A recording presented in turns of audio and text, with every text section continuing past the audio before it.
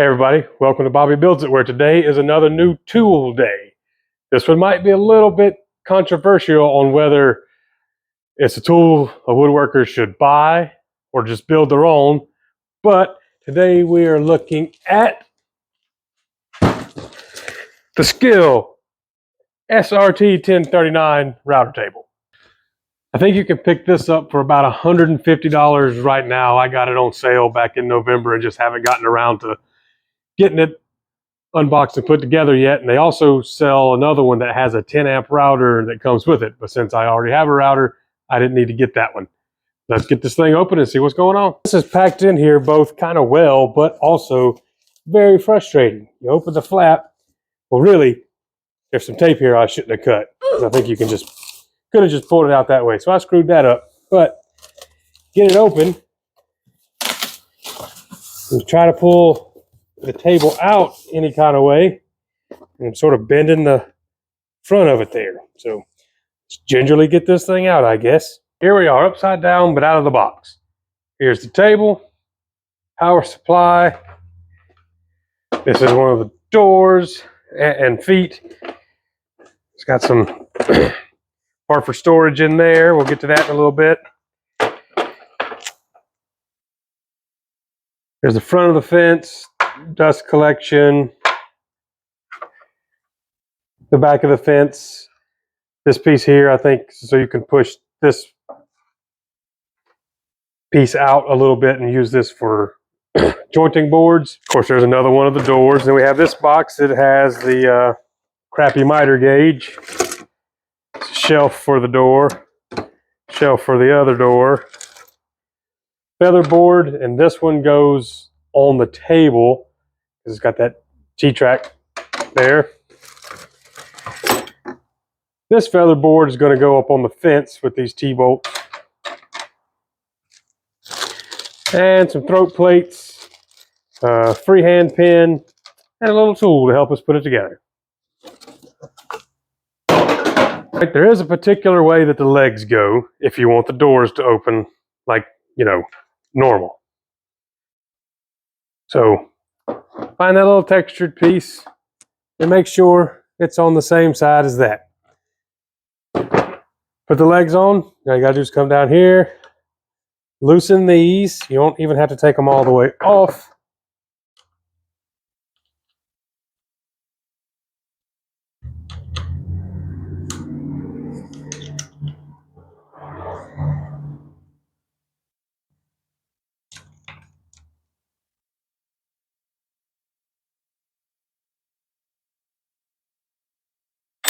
All right, they're loose.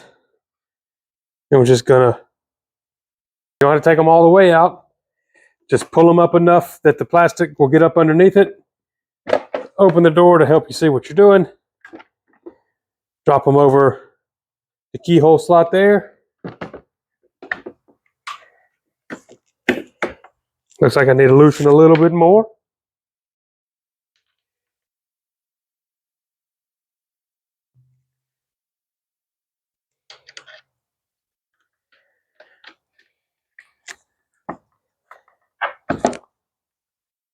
And slide it back.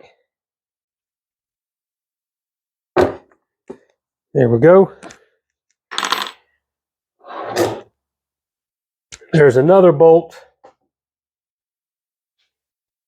back here, and it'll catch when you get this pushed all the way to the front. Tighten them back down and do it on the other side. The legs are on.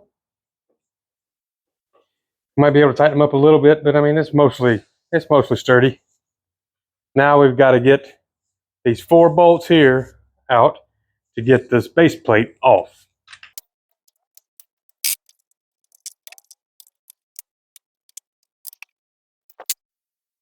I wish I had a magnetic screwdriver around to get these the rest of the way out.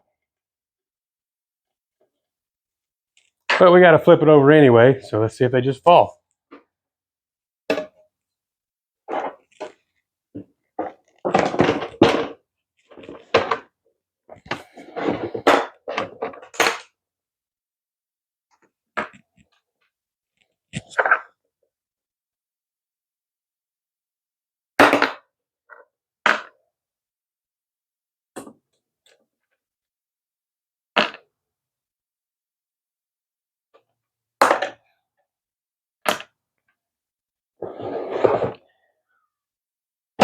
Okay, so that's how much fun that was.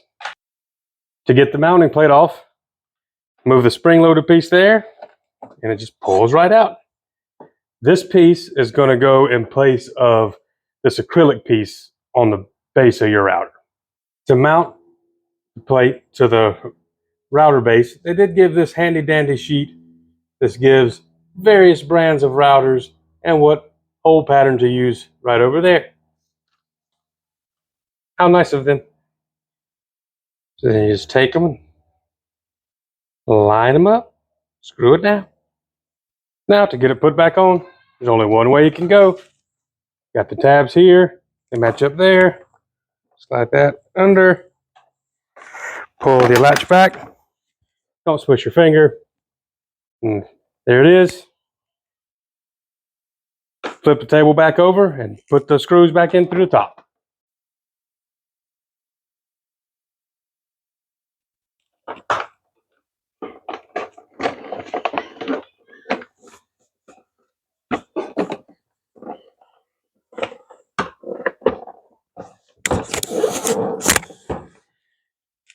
Honestly, trying to cautiously flip this thing over in front of the camera is about the hardest part to it yet.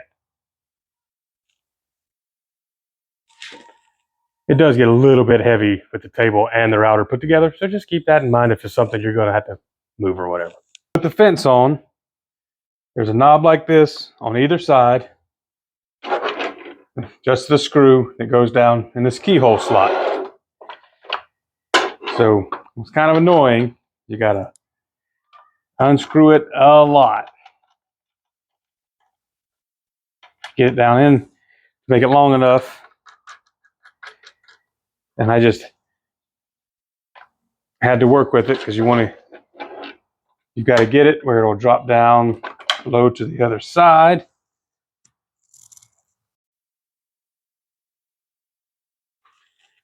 And once you get the head of the screw over to the other side, it moves fairly easily.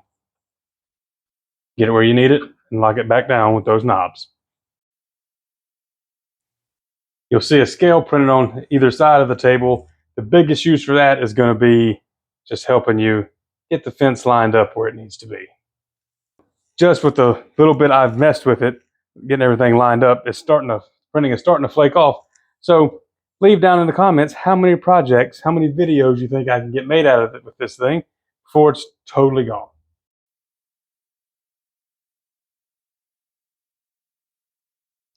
This knob and this red piece of plastic, they are so you can offset the out feed from the in feed.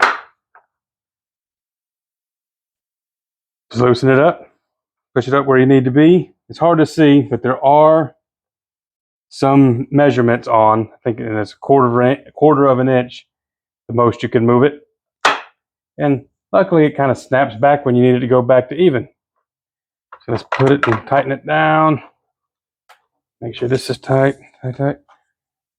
So it's hard to see, but there is a bit of flex. You would normally do this offset if you're trying to, basically use this instead of a joiner. I don't see myself ever doing that because that's probably going to cause a lot of problems. As far as dust collection goes, the regular hose with my rigid shop vac just goes right in there. I was a little bit worried because I've seen some other videos where that didn't happen, because they had just a different type hose that was designed to go around the outside, and as you can probably see, there's really no clearance between this circle and the table. There are 4 knobs on the back side that you loosen, then you can move the fence however wide you need for whatever size bit you're using. Comes with 2 feather boards. This one with the track there, T-track, goes on the table. Just slides in there, knock it down. This one is for the fence.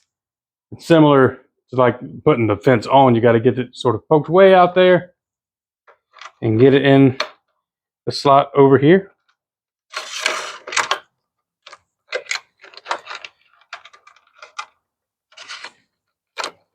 And there you go. That's just me fumbling around with it.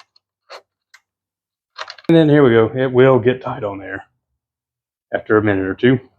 The piece to fit it into the T-track will come off, and these are interchangeable if you need that kind of thing.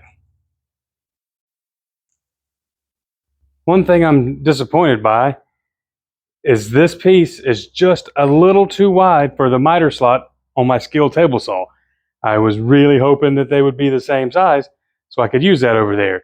And I guess I could try to sand off just a little bit of this to make it go, and it will still get tight enough to work over here, but I highly doubt that's anything I'll ever do. I'll probably just find some kind of other feather board for the table saw. This is the miter gauge that came with it. It is a piece of junk. I get that this was a very cheap tool, but they could at least give something with a positive stop at 0 and 30 and 45. I mean, I highly doubt I will ever use that. A bigger problem, aside from just, the gauge, the miter gauge that came with it not being any good, is these screws are not countersunk. So I can't use my better miter gauge as it stands. There's 3 screws. It just hits. If it came down to needing to, I could probably countersink those holes like they should have been from the factory. So just keep that in mind. This threaded insert here is for the starter pin for freehand routing. It just screws right in. I saw on one of the videos before I was deciding to buy this that the pin wasn't square, and it doesn't look too promising here either. It's kind of hard to see, but there is some play there. I don't have enough experience in freehand routing to know if that's going to be a terrible deal or not. Y'all tell me down in the comments. Depending on your base, one of these 2 holes is going to be how you can adjust the height from the top of the table. Just have to reach underneath, unlock the base. Takes a 4mm hex wrench, which they could have just included one of those too, but they didn't. Video's getting kind of negative at this point, isn't it? And get it down in there. Pass all the way up. And you just turn it where it needs to be.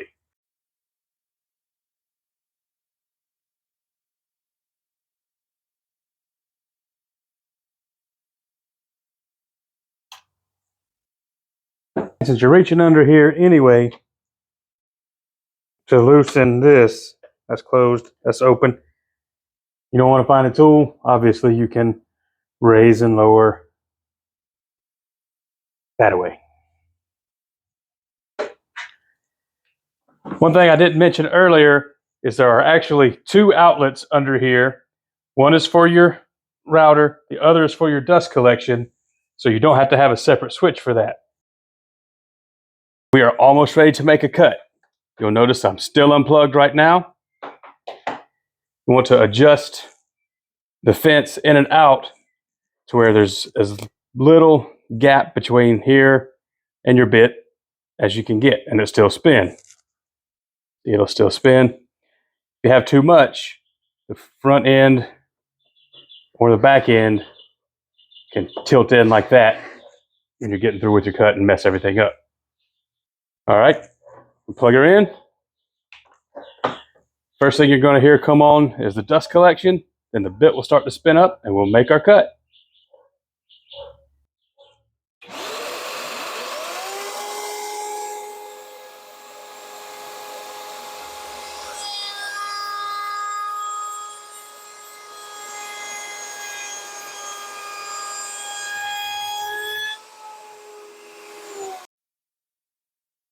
Here is the back of the table and my table I'm working on. just cleaned up. We'll see how well the dust collection does after a few cuts. Here is the back of the router table and my workbench after 8 cuts. The dust collection did something, but I really, really recommend still wearing a dust mask when you use this. Just a nice overview of this table. I don't believe I could have personally built one this good, especially considering the time to do it and, you know, maybe messing up a few times. But is it the best router table in the world? Probably not. But I think it will get the job done like I'm going to do with my table saw. I'll use it a bunch over the next year and we'll see how we feel about it then. I don't think I've mentioned yet that I'm not affiliated with Skil in any way. It'd be really nice if they'd contact me and send me some tools for all these videos I've been doing for them. But so yeah, that'll about wrap this one up. If you really need to do a good deed today and make somebody happy, hit like and subscribe for me. Thank you. Have a good one.